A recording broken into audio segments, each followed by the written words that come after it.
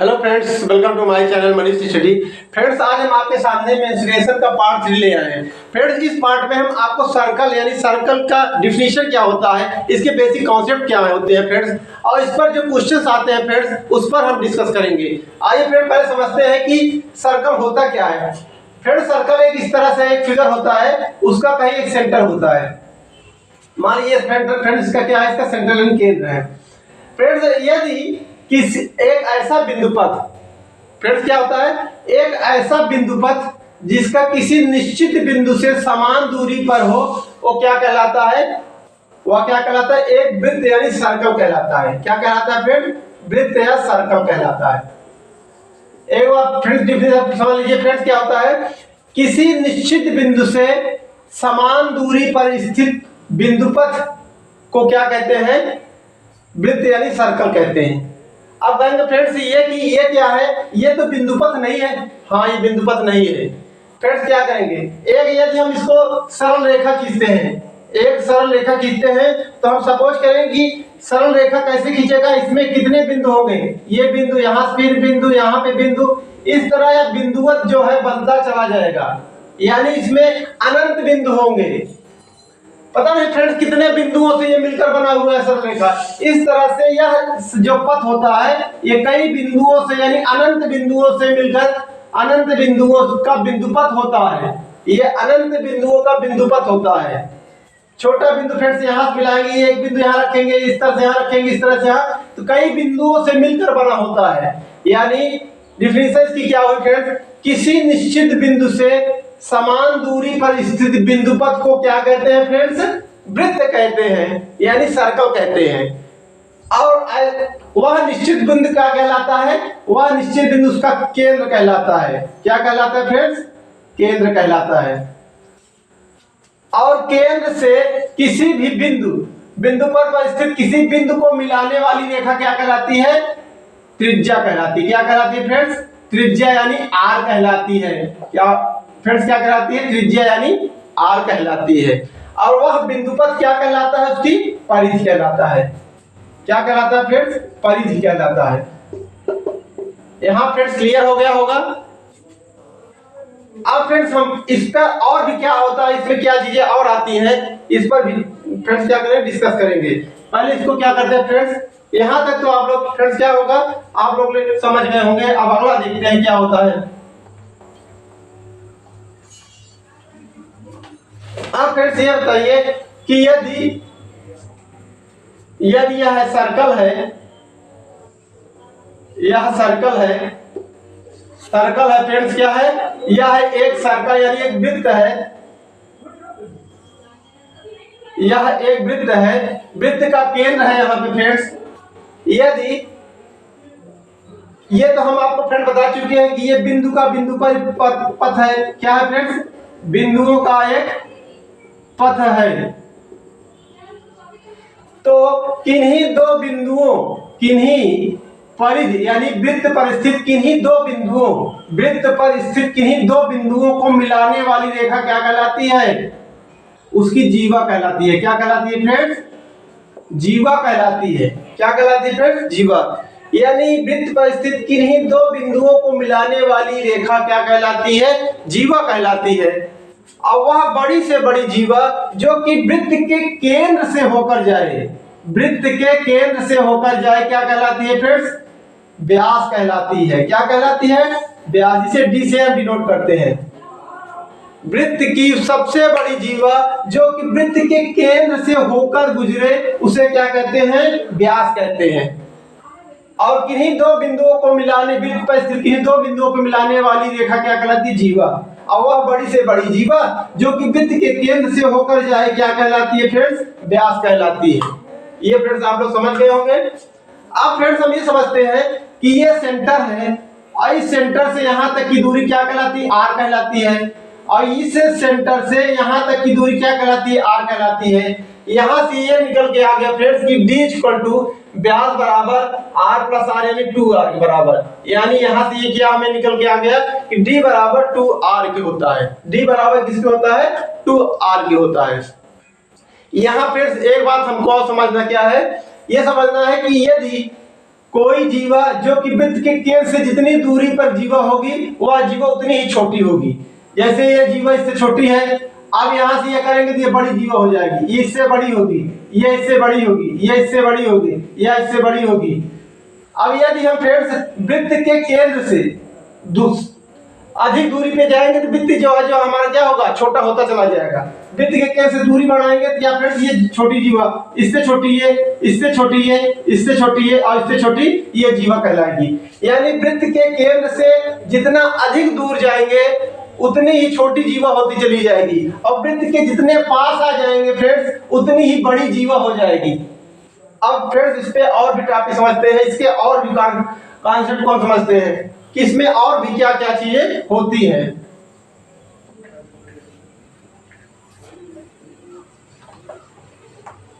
अब फ्रेंड्स हम समझते क्या है, यदि हम वृत्त की, ये मान लीजिए फ्रेंड्स क्या है, एक सर्कल है, ये सर्कल है फ्रेंड्स, सर्कल जो है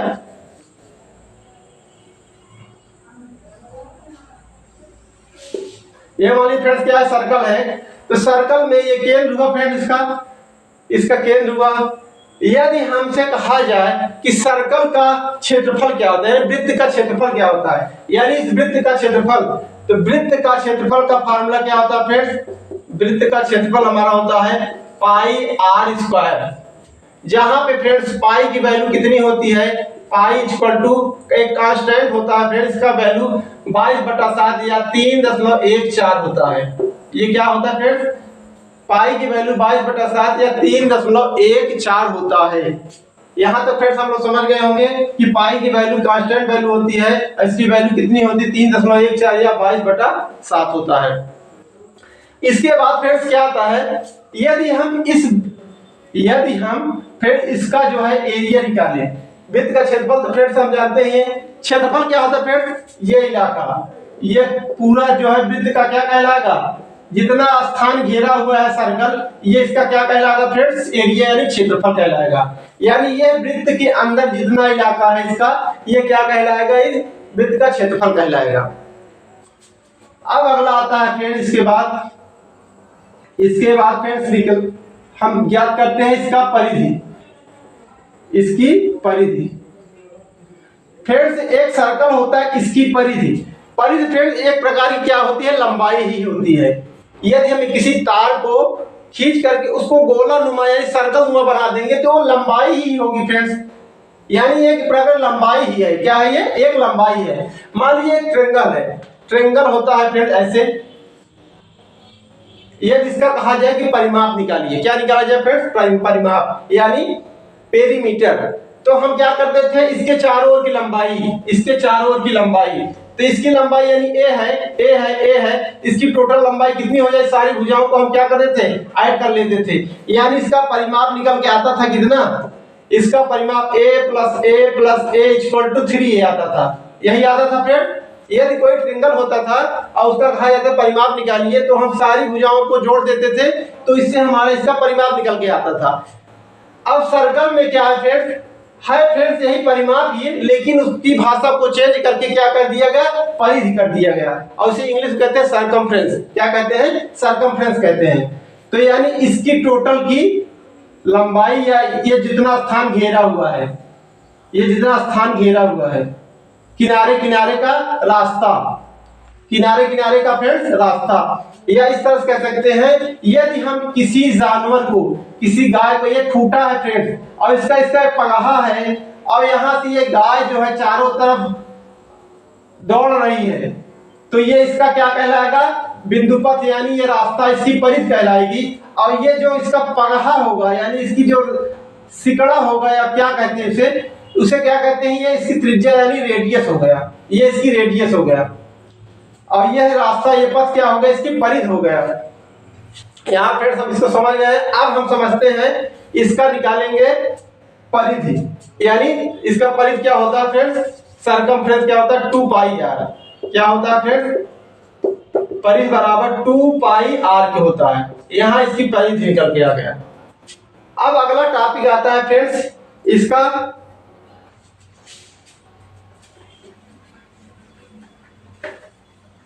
अब अगला आता है फ्रेंड्स, यदि हम इसी सेंटर को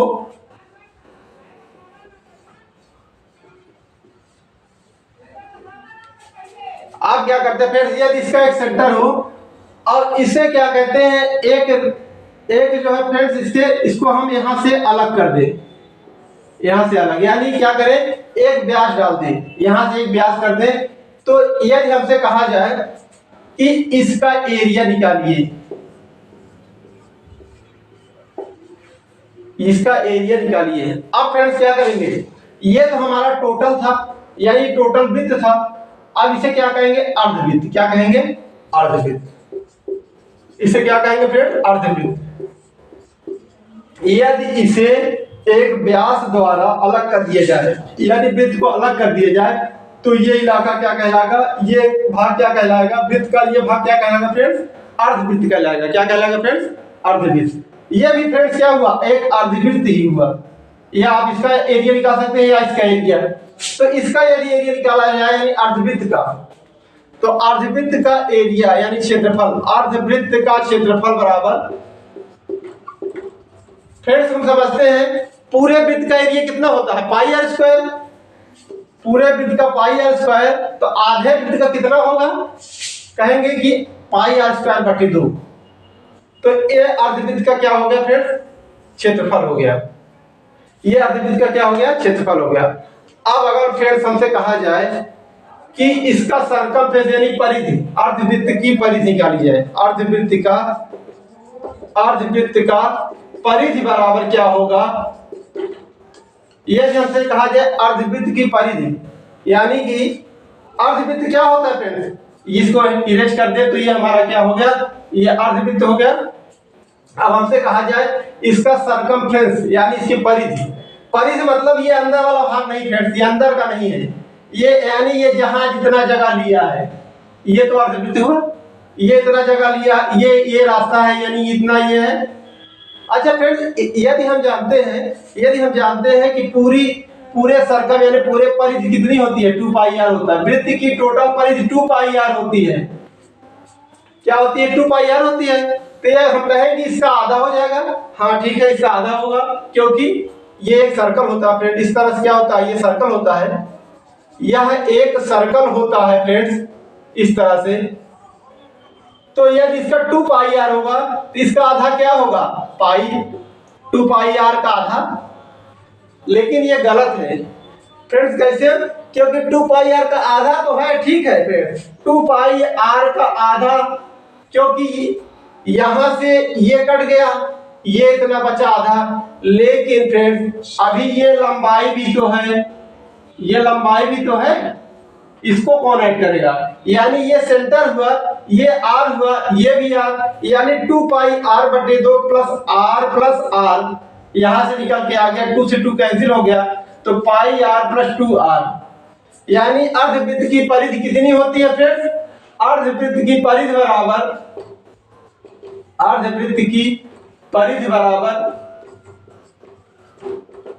पाई आर प्लस 2 आर। यहां से ये निकल के आ गया फ्रेंड्स, अर्धवृत्त की परिधि बराबर पाई आर प्लस 2 आर हो गया। अब आइए फ्रेंड्स समझते हैं अगला कुछ कॉन्सेप्ट समझते हैं इसके। फ्रेंड्स सर्कल में हम एक अगला टॉपिक समझते हैं, सर्कल में एक अलग कॉन्सेप्ट समझते हैं, त्रिज्यखंड। फ्रेंड्स ये देखो एक सर्कल है, यहाँ पे एक इसका सेंटर है, इस सेंटर से परिधि पर एक त्रिज्या खींच दे फ्रेंड्स, और एक दूसरी त्रिज्या द्वारा एक परिधि को यहाँ पे कट कर दे या मिला दे, तो यहाँ पे दो त्रिज्या व एक छोटे चाप द्वारा जो घिरा हुआ इलाका है, घिरा हुआ क्षेत्र, ये क्या कहलाता है, लघु त्रिज्यखंड। क्या कहलाता है फ्रेंड्स, लघु त्रिज्यखंड। क्या कहलाता है फ्रेंड्स, लघु त्रिज्यखंड। यदि किन्हीं दो त्रिज्या व एक बड़े चाप द्वारा घिरा क्षेत्र, एक बड़े चाप द्वारा घिरा क्षेत्र, यह क्या कहलाता है, दीर्घ, क्या कहलाता है फ्रेंड्स, दीर्घ त्रिज्यखंड। क्या कहलाता है फ्रेंड्स, दीर्घ त्रिज्यखंड।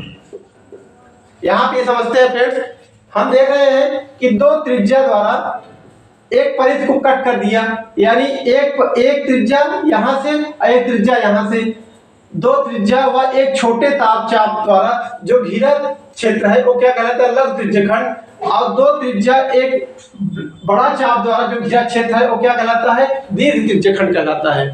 अब आइए फिर समझते हैं इसका लघु त्रिज्यखंड होता कितना है।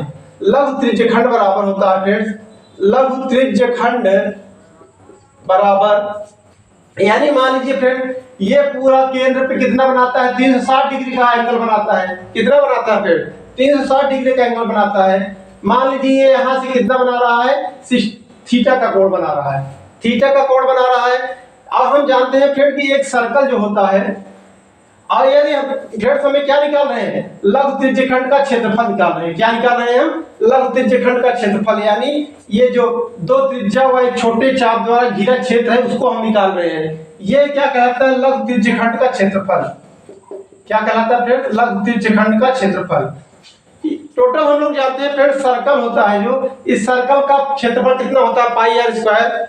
ये क्या होता है, पाई आर स्क्वायर। ये हमें एंगल कितना बना रहा है, इस पर कोण कितना बना रहा है, ये दो त्रिज्याओं पे ये कितने का कोण बना रहा है, फिर थीटा का कोण बना रहा है। तो यानी थीटा का कोण किस पे बना रहा है, टोटल 360 पर कितने बना रहा है, थीटा का कोण बना रहा है। यानी इस लघु त्रिज्यखंड का क्षेत्रफल कितना आ गया, लघु त्रिज्यखंड का क्षेत्रफल निकल के आ गया pi r square into theta upon 360। यदि हम मान ले फ्रेंड्स कि ये 60 डिग्री का कोण बना रहा है यहाँ पे, तो 60 डिग्री किस पे, 360 पे 60 का डिग्री कोण बना रहा है। यानी यहां से ये कैंसिल कर देंगे, यानी 1/6 कितने का एंगल बना रहा है, इसका टोटल का 1/6 भाग है का एंगल बना रहा है इस पर। तो यानी यदि हमें निकालना चाहे लघु त्रिज्यखंड का क्षेत्रफल, तो टोटल जो परिधि जो सर्कल होता है उसका एरिया कितना होता है फ्रेंड, पाई आर स्क्वायर, और इस पर ये थीटा का एंगल बना रहा है, तो 360 पर कितने का बना रहा है, इंटू थीटा 360 डिग्री हो जाएगा। ये हमारा क्या हो गया, लघु त्रिज्यखंड का क्षेत्रफल का फार्मूला हो गया। यहाँ पे एक फ्रेंड्स और एक क्या है, कौन सा समझना है, यहां से यहां तक की लंबाई, यानी परिधि को जहां पे दो त्रिज्याएं कट की है, यहां से यहां तक की लंबाई ये क्या कहती है, चाप की लंबाई कहलाती है। क्या कहलाती है, चाप की लंबाई। और इसका फार्मूला क्या होता है, चाप की लंबाई बराबर, चाप की लंबाई बराबर फ्रेंड्स हम लोग जानते हैं कि टोटल सर्कमफ्रेंस कितना होता है, टोटल परिधि कितनी होती है, 2 पाई आर होती है। कितनी होती है फ्रेंड्स, 2 पाई आर। यहाँ पे ये कितना बना रहा है, थीटा बना रहा है, किस पर, 360 पर। ये 360 का पर कितना बना रहा है, थीटा का कोण बना रहा है। तो चाप की लंबाई बराबर हो गई friends 2 pi r into theta upon 360 हो गया। अब नेक्स्ट टॉपिक समझते हैं फ्रेंड्स, वृत्तखंड। क्या समझते हैं फ्रेंड, वृत्तखंड। फ्रेंड्स नेक्स्ट टॉपिक है क्या, दीर्घ वृत्तखंड और लघु वृत्तखंड। इसका पर बेस्ट फ्रेंड्स क्वेश्चन आते हैं, इनके फार्मूले हम निकालेंगे।